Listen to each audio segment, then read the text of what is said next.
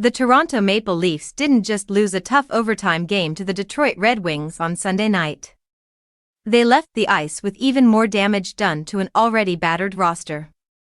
The loss stung, but the growing injury list may hurt far more as the season pushes forward. By the time the final horn sounded, Toronto was missing key pieces in every area of the lineup. Auston Matthews was forced out after blocking a shot late in the second period.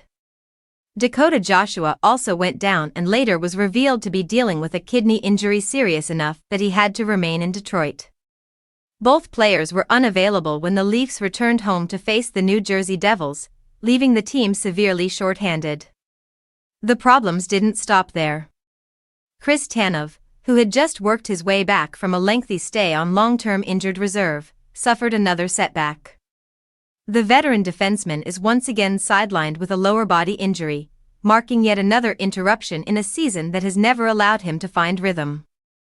William Nylander also missed his second straight game, further thinning Toronto's forward group. At this point, the Maple Leafs are less a lineup and more a survival unit.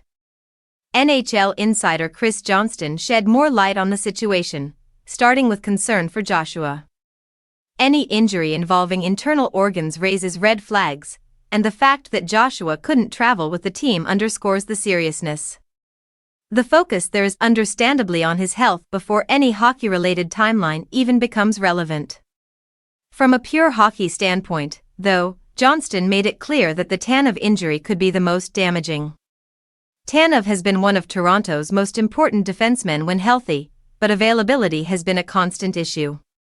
This latest injury marks his third separate absence of the season, and he has played only a handful of games as a result. Early indications suggest this could keep him out for a meaningful stretch, which is a major blow for a team trying to claw back into playoff contention. The one silver lining is that Tanev's current injury is unrelated to the head and neck issue that previously sidelined him. Still, losing a stabilizing presence on the blue line yet again puts more strain on a defense already stretched thin. There is, however, a bit of cautious optimism elsewhere. Johnston reported that Nylander is expected to return relatively soon, potentially later this week. That alone would provide a much-needed offensive boost. As for Matthews, he did return briefly against Detroit and pushed through pain, which speaks to his determination.